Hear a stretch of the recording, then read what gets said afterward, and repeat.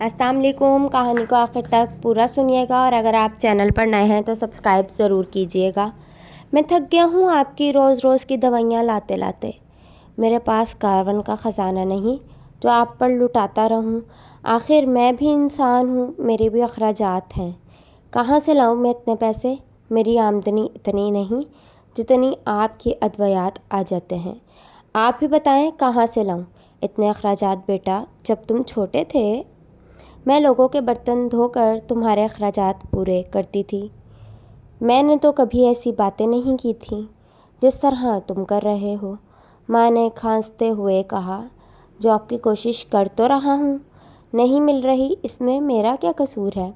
मैंने ऐसा कब कहा कि इसमें तुम्हारा कसूर है? उसने एक बार फिर खांस कर कहा, जा रहा हूँ, मैं करता हूँ कुछ ना कुछ। उसे अपनी माँ की खांसती हुई हालत पर भी तरस न आया। वो खांसते खांसते नीम जान हो चुकी थी। पता नहीं आपको ये तब तक क्यों हो गई है। वो अव्वल फोल बकते घर से निकल पड़ा था।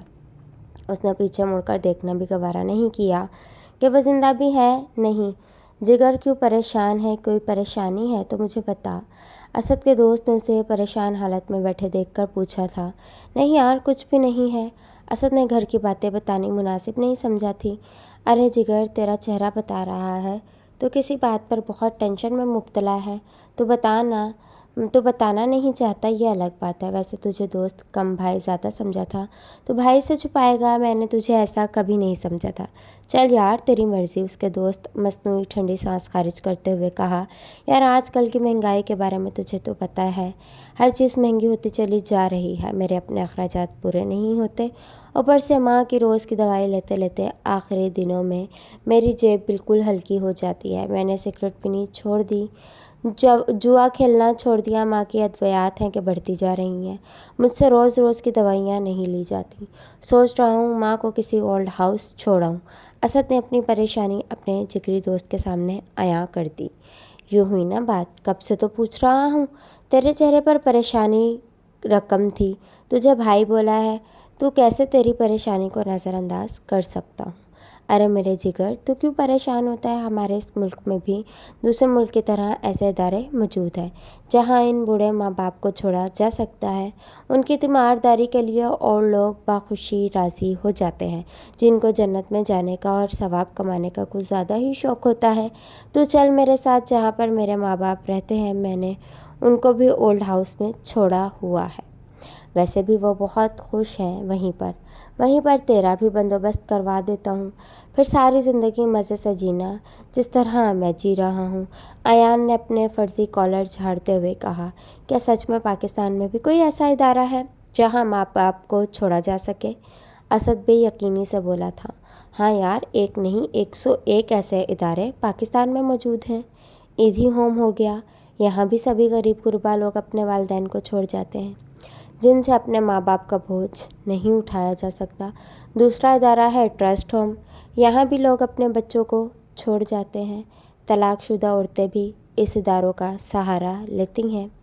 और भी जाने कितने ऐसे इदारे हैं जिनका नाम भी याद नहीं। तो चल मेरे साथ, तेरी माँ को वहीं ले चलते हैं। फिर दोनों दोस्त ने मोटरसाइकिल स्टार्ट कर दी थी। ठीक है, आप अपनी माँ को यहाँ ले आएँ। ये इदारे बने ही ऐसे लोगों के लिए गए हैं। आप बस ऐसा करें, हमें अपनी माँ की तस्वीर दिखा दें ताकि कल को कोई मसला न खड़ा हो जाए, मैनेजर ने कहा, जो कुछ दिन पहले अयान का गहरा दोस्त बना था। असद ने फ़ौरन अपनी जेब से मोबाइल निकाल कर अपनी माँ की तस्वीर उन्हें दिखाई थी। इस मैनेजर के पास एक बुज़ुर्ग भी बैठा था जो शायद उस मैनेजर का बाप था। उस बुज़ुर्ग ने मोबाइल से उसकी माँ की तस्वीर देखी तो चंद लम्हे इस तस्वीर को देखता रहा, जैसे उस तस्वीर वाले को पहचानने की कोशिश कर रहा हो। क्या ये आपकी माँ है? उस बुज़ुर्ग ने उसे पहचानते हुए पूछा। असद ने सर इस्बात में हिलाया।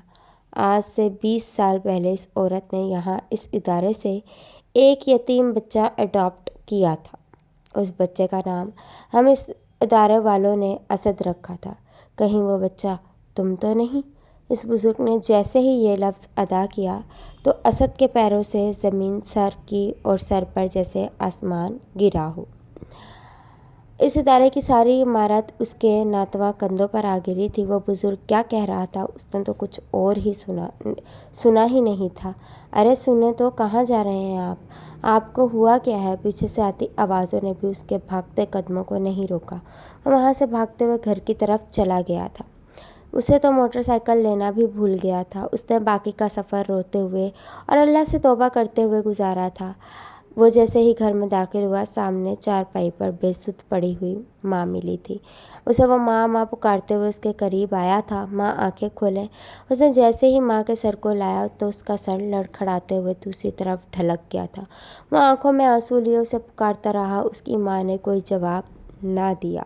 وہ تو خالق حقیقی سے جا ملی تھی، اس کے لیے ساری زندگی کا پچھتاوا چھوڑ کر۔